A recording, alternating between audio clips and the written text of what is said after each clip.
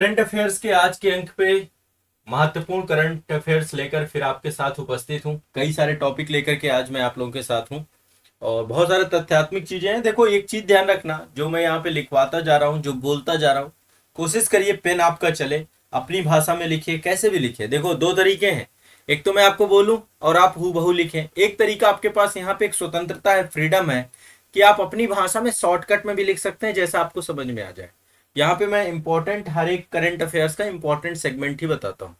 तो पहली current affairs की शुरुआत है, एक योजना है जिसका नाम है पंचामृत योजना। अब इसका नाम पंचामृत है ना। पंचामृत आप सभी जानते हैं, बड़ा जो है पवित्र एक तरीके से भोज्य है, जो कि ईश्वर का जब भगवान की जब हम पूजा करते हैं तो उसके बाद पंचामृत बांटा जाता है। तो ये योजना भी किसानों से जुड़ी हुई है, एग्रीकल्चर से जुड़ी हुई है और किसानों की आय को दोगुना करने से जुड़ी हुई योजना है पंचामृत योजना। देखो, सरकार का उद्देश्य है कि किसानों की आय कैसे भी करके दोगुनी की जाए, है ना। और इसके लिए ये गन्ना किसानों की आय को दोगुनी करने के लिए पंचामृत योजना शुरू की गई। किस किसानों के लिए? जो गन्ना किसान है, गन्ना किसानों को लेकर के शुरू किसने की है? उत्तर प्रदेश सरकार की योजना है ये। उत्तर प्रदेश में आपको पता है कि ये गन्ना सबसे ज्यादा होता है, शीर्ष उत्पादक राज्य में है गन्ना आपका। ठीक है, तो उत्तर प्रदेश सरकार के द्वारा गन्ना जो है आपका, गन्ना उत्पादन को लेकर के पंचामृत योजना शुरू की गई है। और पंचामृत योजना से गन्ने की मिठास बढ़ेगी और इसके लिए नई तकनीकियों का यूज किया जाएगा। नई तकनीकी क्या क्या हो सकती है नई टेक्नोलॉजी में? एक तो सबसे पहली बात, गन्ने की बुआई के लिए प्रबंधन किया जाएगा, है ना। यानी कि कई सारे बुआई को लेकर के कई सारी नई तकनीकियों का यूज किया जाएगा। इसके बाद जो कचरा है, कचरा माल्चिंग को लेकर के काम किया जाएगा, पेड़ी प्रबंधन किया जाएगा, ड्रिप इरिगेशन किया जाएगा, कचरा माल्चिंग किया जाएगा, सह फसल, उसके साथ सह फसल कौन सी जो है उगानी है उसको लेकर। तो इन सभी चीजों को लेकर के एक तरीके से इनोवेशन एग्रीकल्चर में होगा। और इससे देखो बहुत सारी चीजें हैं, पानी की बचत होती है ड्रिप सिंचाई जब करते हैं, गन्ने की जो पराली होती है ना, उसकी पत्तियां होती हैं, उसका अधिकतम उपयोग करना और उसके लिए कोई तकनीकी लेकर के आना, उर्वरकों का प्रयोग करना, कीटनाशकों का उपयोग करना। ठीक है, और इनका उपयोग इस तरीके से करना कि अतिरिक्त करने से बचा जा सके, मतलब अधिक उत्पादकता के लिए जो फसलों के लिए ज्यादा जरूरी है उन सब तकनीकों का बढ़ावा देना। और इससे किसानों की आय में निश्चित तौर पे जो है आपकी, आपको पता है कि वृद्धि होती है। ठीक है, तो ये आपको ध्यान रखिएगा। और ये एक योजना, बहुत प्रभावी योजना उत्तर प्रदेश सरकार के द्वारा पंचामृत योजना चालू की गई। ठीक है, तो रफली आपको ये आइडिया होना चाहिए। ठीक है, चलिए आगे चलते हैं। अगला चलते हैं, आपको पता है कि बहुत सारे स्टेच्यू बनाए जा रहे हैं, बहुत सारे मंदिरों का भी उद्घाटन किया जा रहा है, तो एटलीस्ट आपको पता होना चाहिए। आपको पता है जगत गुरु श्री संत तुकाराम महाराज जी का एक मंदिर का उद्घाटन किया गया है। ये मंदिर आपके सामने पूरी तरीके से शिला मंदिर है, शिला मंदिर, शिला से बना हुआ है। और अभी इसका उद्घाटन प्रधानमंत्री जी के द्वारा किया गया था, अभी तो नहीं किया गया, टाइम 2022 का है। आपको पता है पिछले 1.5 साल की करंट अफेयर्स लेकर के चलता हूं मैं यहाँ पे। तो जून 2022 में प्रधानमंत्री नरेंद्र मोदी जी के द्वारा जगत गुरु श्री संत तुकाराम जी का शिला मंदिर का उद्घाटन किया गया था। ठीक है, तो ये शिला मंदिर है आपका। और आपको पता होगा तुकाराम जी जब भक्ति आंदोलन चल रहा था तो धरकरी और बरकरी संप्रदाय थे आपके, 17वीं शताब्दी के एक संत हैं आपके, और इन्हें ये बरकरी संप्रदाय से जुड़े हुए। किससे? बरकरी संप्रदाय से। महाराष्ट्र का संप्रदाय है ये, पुणे में हुआ है, ये भी ध्यान रखिएगा, पुणे, है ना, पुणे में ये उद्घाटन हुआ है और ये बरकरी से जुड़े हुए हैं, बरकरी संप्रदाय। ठीक है, बरकरी संप्रदाय। तो जगत गुरु श्री संत तुकाराम जी महाराज जी का शिला मंदिर है, ये आप देख पा रहे होंगे प्रधानमंत्री नरेंद्र मोदी के द्वारा। इस संत तुकाराम जी हैं, इनका जो है मंदिर का उद्घाटन किया गया है और ये आप देख सकते हैं। तो बरकरी साम्राज्य, मतलब यहाँ पे महाराष्ट्र में पुणे में एक जगह थी देहू, देहू में ही ये मंदिर का उद्घाटन किया गया, यहीं पर इनका जन्म हुआ था। ठीक है, और इन्होंने जो है अभंग कविता नामक साहित्य की एक मराठी शैली में रचना भी की है ना। और लोक कथाओं को आध्यात्मिकता के साथ जोड़ा है, स्पिरिचुअलिज्म के साथ जोड़ा है। ठीक है, और कीर्तन पद्धति को जो है आप देख सकते होंगे, प्रधानमंत्री जी भी ये हाथ में जो है कीर्तन पद्धति को इन्होंने इस्टेब्लिशमेंट करने का प्रयास किया है संत तुकाराम जी ने भक्ति आंदोलन के टाइम पीरियड पे। तो ये समाज सुधारक भी थे, इन्होंने जाति विहीन समाज का संदेश दिया, कुरीतियों का खंडन किया। तो बहुत बड़ा योगदान है भक्ति आंदोलन के संतों का भारत के निर्माण में, क्योंकि जिस तरीके से इन्होंने मध्यकालीन कुरीतियों पर कुठाराघात किया वो अपने आप में बहुत बड़ी बात है। ठीक है, तो दूसरा करंट अफेयर्स आपका ये है, पहला पंचामृत योजना, दूसरा संत तुकाराम जी का पुणे के देहू में क्या बना है आपका शिला मंदिर का उद्घाटन किया गया। ठीक है, चलो आगे चलते हैं। देखो वर्ल्ड बैंक से आज बहुत सारी चीजें आपको पढ़ाने वाला हूँ। वर्ल्ड बैंक की एक रिपोर्ट आती है, उस रिपोर्ट को आज मैं आपको पढ़ाने वाला हूं। इसका नाम है विश्व विकास संकेतक 2021 की रिपोर्ट है। इसके तहत बहुत सारी चीजें आप लोग जानोगे आज। क्लियर है? वर्ल्ड बैंक की रिपोर्ट एक पढ़ेंगे, दो दो रिपोर्टें मैं दिखाऊंगा। एक तो विश्व विकास, लिख लो इसको, ये रिपोर्ट इंपॉर्टेंट है, संकेतक, ठीक है, 2021 ये रिपोर्ट है आपकी विश्व विकास संकेतक 2000। इसमें अब कई सारी चीजें आपकी आएंगी। देखिए मैं एक बार आपको दिखाता हूं, ये रिपोर्ट है, ये है आपका, इसको हम दूसरे इंग्लिश में है वर्ल्ड डेवलपमेंट रिपोर्ट 2021। ठीक है, ये रिपोर्ट है। ठीक है, अब ये डेटा जो है वर्ल्ड बैंक द्वारा जारी किया जाता है, हर साल जारी होता है। उद्देश्य ये है कि अच्छा जीवन स्टैब्लिश किया जाए, है ना। डाटा जितना, ये डेटा पूरा है आपका बेटर लाइफ्स के लिए, कि आपका जीवन बेहतर हो सके, लोगों का जीवन बेहतर हो सके, तो ये डेटा रहता है। अब इसमें जो इंपॉर्टेंट डेटा है, मैं कुछ डेटा आपको बताता हूँ ताकि आपको आइडिया हो। देखिए एक तो है राष्ट्रीय सकल राष्ट्रीय आय, सकल राष्ट्रीय आय, सकल राष्ट्रीय आय, आय आपने 3-4 कॉन्सेप्ट पढ़े होंगे, इकोनॉमी की क्लास की है आपने, तो मैंने आपको जीडीपी बताया है, एनडीपी बताया है, इसके बाद जीएनपी बताया है, मैंने आपको जीएनपी बताया है, इसके बाद मैंने आपको एनएनपी बताया है, एनएनपी बताया है। ठीक है, यहाँ पे बात हो रही जीएनपी की, या फिर कह सकते हैं ग्रॉस, ये ग्रॉस नेशनल प्रोडक्ट या ग्रॉस नेशनल इनकम, है ना, सकल राष्ट्रीय आय की बात हो रही है। जीएनआई भी यही है आपका, सकल राष्ट्रीय आय।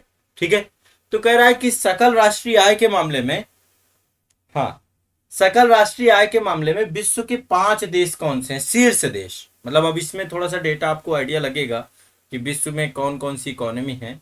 तो जीएनआई के मामले की बात कर रहे हैं हम यहाँ पे, ग्रॉस नेशनल जो है आपका इनकम है। तो जीएनआई में 5 कंट्री टॉप में, नंबर 1 तो आपको पता है यूएसए है आपका।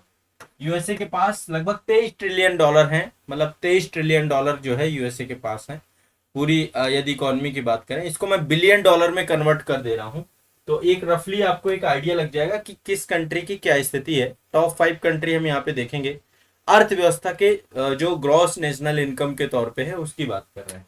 तो इसके पास टोटल, यदि हम पूरी जीएनआई के तौर पे अर्थव्यवस्था को देखते हैं, तो टोटल है इनके पास 23,539, ठीक है, बिलियन डॉलर, बिलियन डॉलर। ये तो अमेरिका की स्थिति है। अब बात आते हैं चीन की, बात करते हैं। दूसरे नंबर पे है चीन। अब चीन का डिफरेंसेस आपको इसी से पता चल जाएगा, 16,785 बिलियन डॉलर। अब आप लोग की सबकी इच्छा होगी कि भाई भारत का भी बताइए कि भारत कहाँ पे है। तो टॉप 5 में इंडिया है या नहीं है? है इंडिया, टॉप 5 में हम भी हैं, लेकिन बहुत पीछे हैं। मतलब देखेंगे यदि, इसके तीसरे नंबर पे जापान है, चौथे नंबर पे जर्मनी है, और 5वें नंबर पे हमारा भारत है।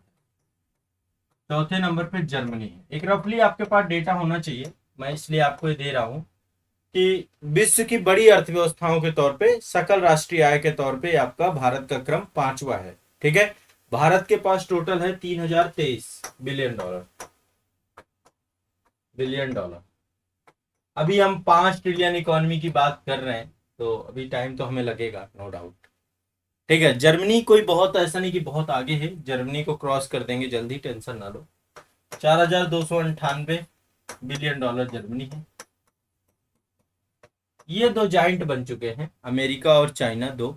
और जापान की बात करें तो 5,367 बिलियन डॉलर इसके पास है। तो ये आपके सकल राष्ट्रीय आय के मामले में टॉप 5 कंट्री हैं। पहला तो ये आपको ध्यान रखना है। अब एक होता है आपका PPP mode, purchasing power parity, इसी को हिंदी में बोलते हैं क्रय शक्ति समता। इसके आधार पे जो है विश्व की 5 अर्थव्यवस्थाएं, ठीक है, पीपीपी के आधार पर।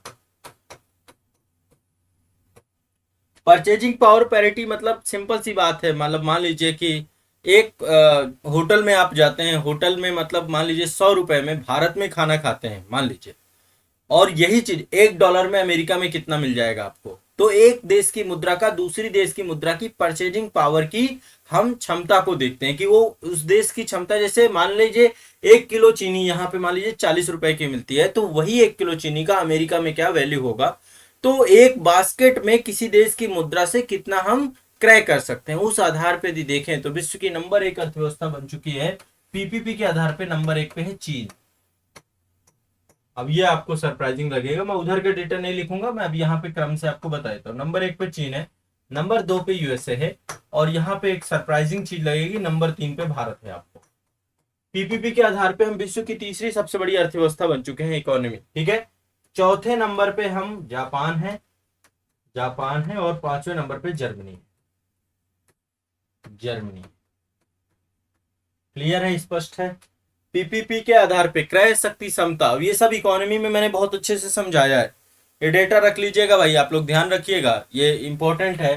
तो एक आपका है जीएनआई यानी जीएनपी, ग्रॉस नेशनल प्रोडक्ट या ग्रॉस नेशनल इनकम, ये आपके टॉप 5 कंट्रीज हैं आपकी अर्थव्यवस्था के तौर पे, और पीपीपी के आधार पे 5 कंट्री मैंने आपको बता दी। अब जीडीपी की बात कर रहे हैं कि भाई जीडीपी के आधार पे, जीडीपी के आधार पे 5 कंट्री, जीडीपी ये है ग्रॉस डोमेस्टिक प्रोडक्ट के आधार पे। अब ये तीनों उदाहरण, ये चारों उदाहरण जिनको नहीं आती हैं, एक मेरा वीडियो पड़ा हुआ है, उसमें पड़ा हुआ है, ध्यान रखिएगा, मास्टर वीडियो है इकोनॉमी का, एक बार उस मास्टर वीडियो को देख लेना, आपको बहुत अच्छे से इकोनॉमी समझ में आ जाएगी, मैंने बहुत शानदार तरीके से वहां पे समझाया है, तो एक बार समझ लेना, बाकी आता तो होगा ही, क्लास किया होगा, यदि पढ़ा होगा तो आता होगा। टॉप 5 जीडीपी में नंबर 1 यूएसए है, नंबर 2 पे चाइना है, जीडीपी की बात कर रहे हैं, चाइना है, नंबर 3 पे जापान है, वही क्रम है आपका, जापान है, और नंबर 4 में जो है आपका जर्मनी है, और नंबर 5 में आपका भारत। मुझे लगता है ये क्लियर हो गया, ये वाला डेटा पूरा 3 डेटा बताया मैंने इसको, इसमें आपको एक तो जीएनआई ग्रॉस नेशनल इनकम के आधार पे, ठीक है, जीडीपी के आधार पे, ठीक है, और तीसरा आपको ये बताया पीपीपी के आधार पे। शायद मुझे लगता है सभी को क्लियर हो गया होगा, क्लियर हो गया नहीं हो गया, और आगे चलते हैं नेक्स्ट, टेंशन मतलब सबको आता, सब जगह सब पहुंचते। एक बार कमेंट में बताएं भाई ये वाला कंटेंट क्लियर हो गया कि नहीं। चलो अब एक चीज और है, यही जो विश्व विकास संकेतक ही अभी देखना है, इसमें कई सारी चीजें हैं, इसमें विश्व के टॉप 5 जनघनत्व वाले देश। जनघनत्व तो समझते हैं ना, 1 किलोमीटर के दायरे में कितने लोग रहते हैं, जनघनत्व। विश्व के 5 देश जहां पे जनघनत्व बहुत ज्यादा है, भारत में तो आपको पता है दिल्ली सबसे ज्यादा है, और स्टेट में देखें तो बिहार सबसे ज्यादा है। विश्व में कौन सा है, विश्व में आपको पता है, देखो चीन में आप सभी को मैंने आईआर में पढ़ाया था, 1 चाइना 2 कंट्री सिस्टम है, 1 चाइना 2 कंट्री सिस्टम, जिसके तहत चीन ने कई सारे अपने ऑटोनोमस जोन भी बना रखे हैं, जैसे लाइक मकाओ हो गया, जैसे लाइक हांगकांग हो गया, तिब्बत है, ये सबको दे रखा है उसने, ताइवान हो गया, है ना। तो जनघनत्व में टॉप 5 यदि हम बात करें तो सबसे ज्यादा है मकाओ, नंबर 1 है मकाओ। मकाओ पड़ता है आपका चीन में, चीन का 1 चाइना 2 कंट्री सिस्टम के तहत है पूरा स्टेटस इसका। यहाँ पे 1 किलोमीटर के दायरे पे 20,000 लोग रहते हैं, 20,556 लोग रहते हैं, व्यक्ति रहते हैं पर किलोमीटर।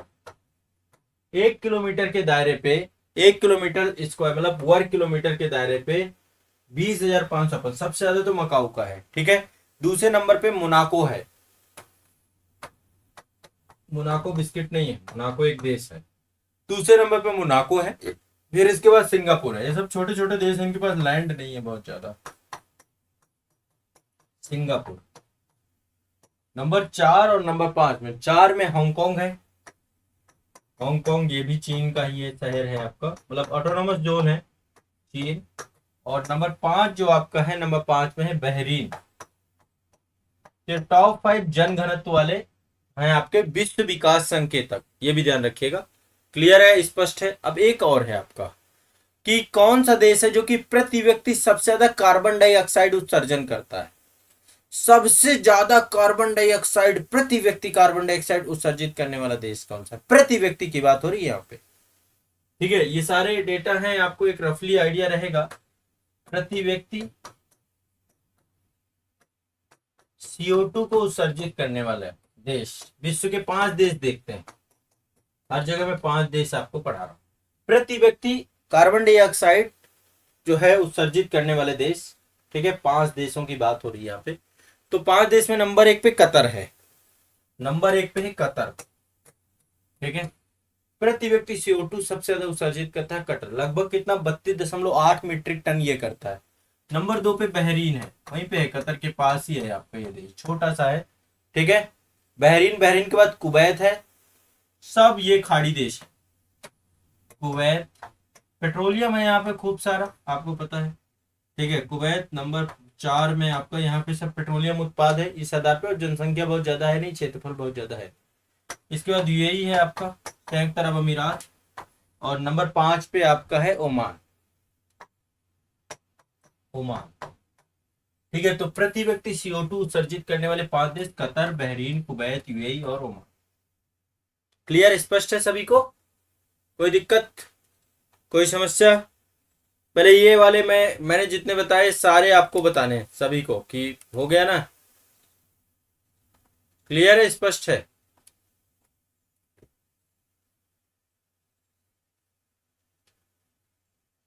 ठीक है, देखो कितना हो गया। प्रति व्यक्ति CO2 वाले 5 देश बताए, कतर, बहरीन, कुवैत, UAE, ये सब विश्व विकास संकेतक की रिपोर्ट है, मैं नहीं बता रहा हूँ।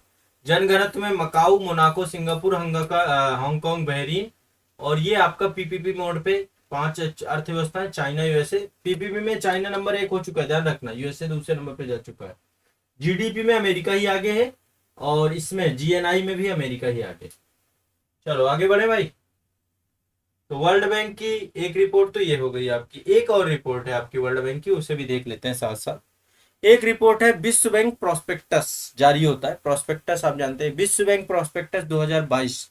इसके अनुसार कि भारत में जीवन प्रत्याशा कितनी है, मतलब टॉप टॉप 5 कहे या टॉप 3 कह सकते हैं, कि जीवन मतलब टॉप 3 जीवन प्रत्याशा वाले देश कौन से हैं, जहां पे ज्यादा लोगों की उम्र रहती है। फिर भारत में भी देख लेंगे।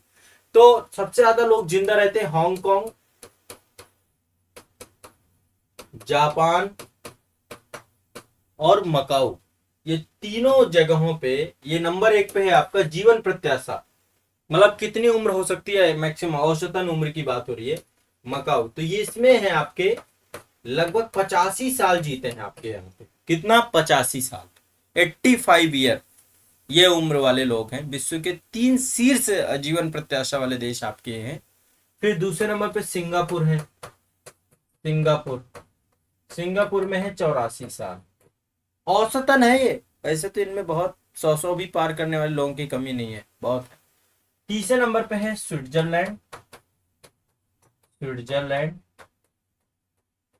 आयरलैंड, ऑस्ट्रेलिया, कई सारे देश हैं इसमें, आयरलैंड, ऑस्ट्रेलिया, इजराइल और भी है, दक्षिण कोरिया, एक छोटा सा है देश माल्टा, इन सब में है 83 साल। देख पा रहे हो आप? ये आपके कैसे देश हैं, जीवन प्रत्याशा वाले देश, ठीक है। भारत की कितनी है भाई? भारत में 70 साल लोग जी रहे हैं, औसतन 70 साल बताया है। विश्व बैंक प्रोस्पेक्टस 2022 के अनुसार ये आपकी क्या है, जीवन प्रत्याशा वाले 5 देश, मतलब टॉप 3 कंट्रीज ही हैं, मतलब कंट्री अब इतनी सारी मैं लिखवा दी, बस आपको रफली याद रखना है। ये जीवन प्रत्याशा कहां पर है, कितनी है, विश्व बैंक प्रोस्पेक्टस 2022 के अनुसार, ध्यान रखना है।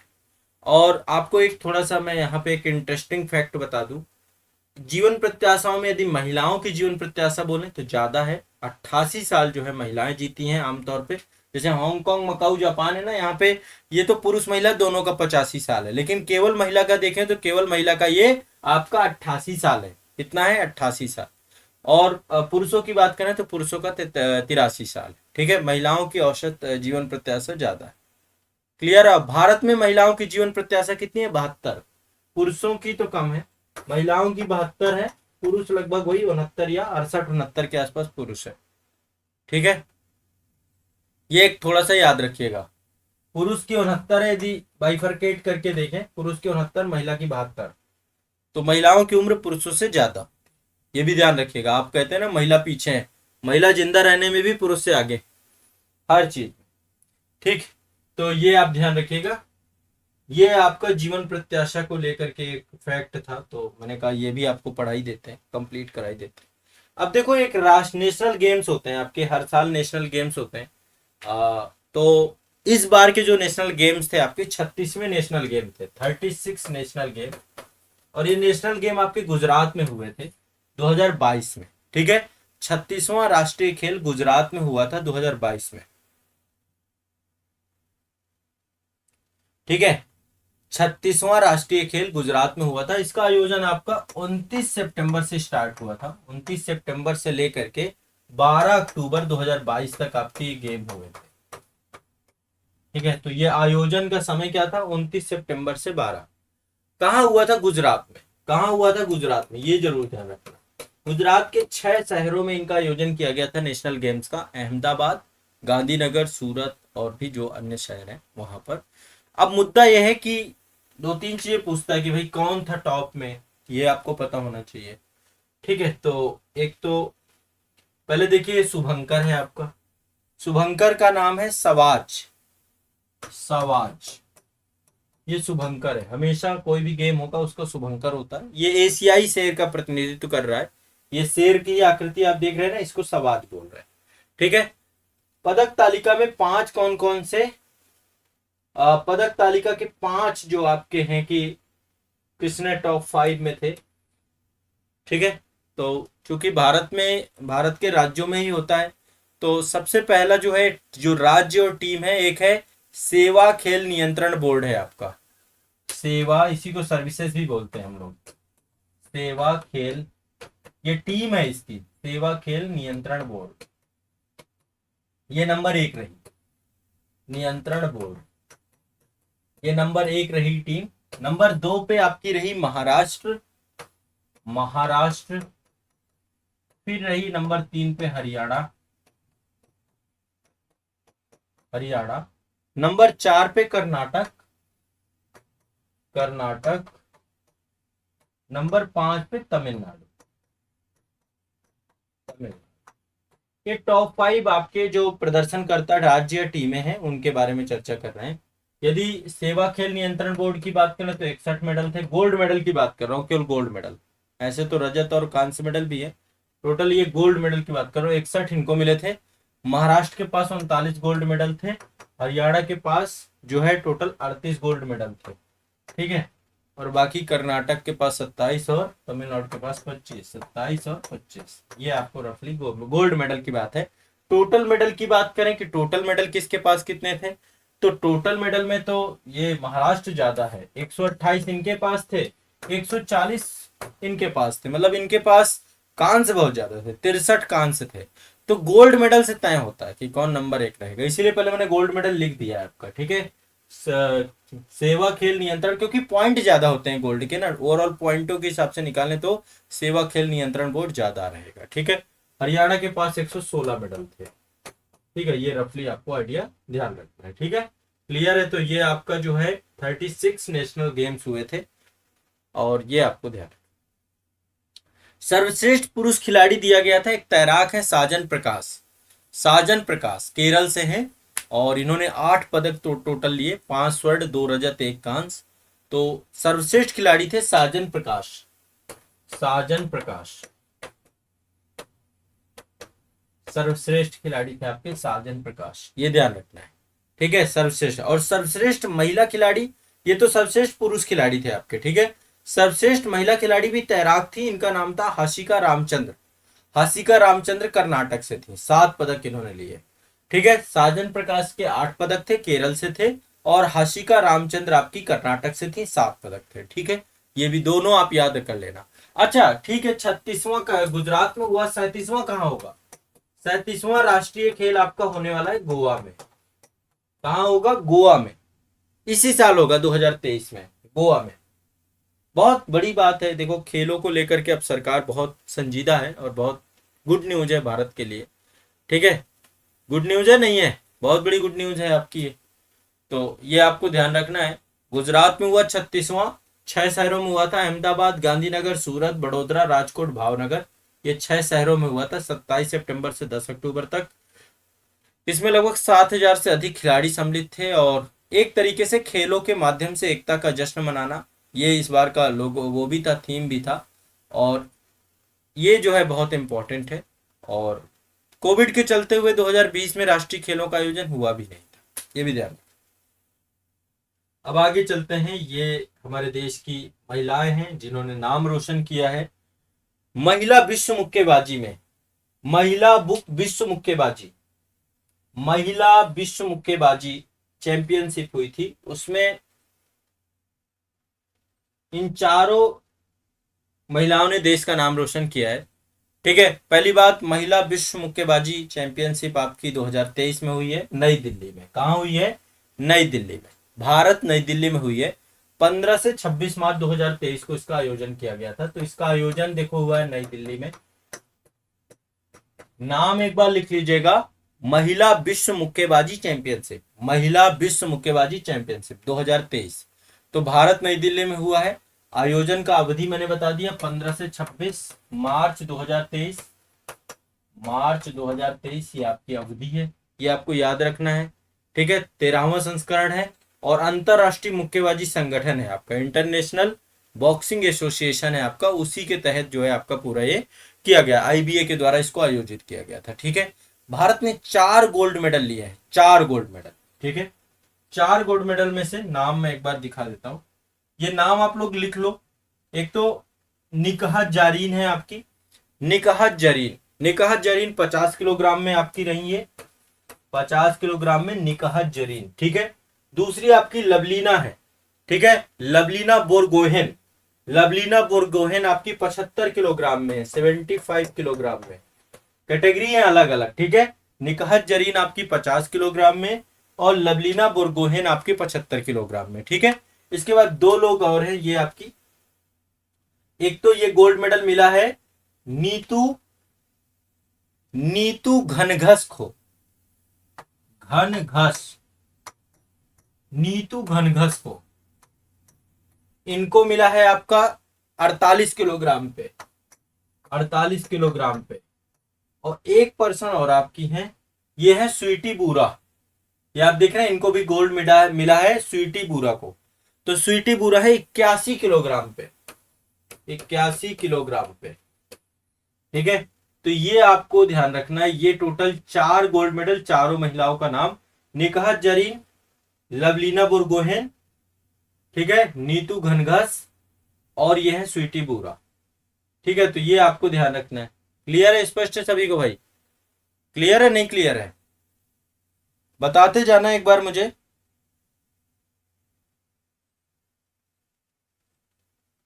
ठीक है, चलो आगे बढ़ते हैं। नेक्स्ट आगे चलते हैं। आईएसएसएफ राइफल पिस्टल विश्व कप प्रतियोगिता, आईएसएसएफ वर्ल्ड कप हुआ है आपका, ये राइफल और पिस्टल का वर्ल्ड कप प्रतियोगिता थी, विश्व कप प्रतियोगिता थी। आईएसएसएफ वर्ल्ड कप, ये राइफल और पिस्टल दोनों को लेकर के होती है। इसका आयोजन हुआ भोपाल में।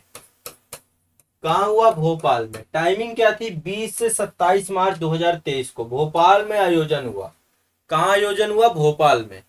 आईएसएसएफ राइफल या पिस्टल विश्व कप प्रतियोगिता 2023 भोपाल में आयोजन हुआ। ठीक है, और पदक तालिका में टॉप, यदि हम 3 की बात, मतलब कि सबसे नंबर 1 पे कौन था, तो नंबर 1 पे चीन था। इसमें नंबर 1 में चीन, नंबर 1 में क्या था? चीन था।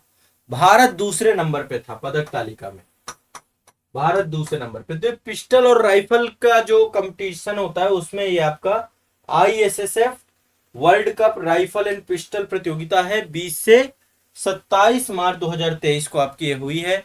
चीन नंबर 1 है, भारत दूसरे नंबर पे है। ठीक है, ये ध्यान रखना है।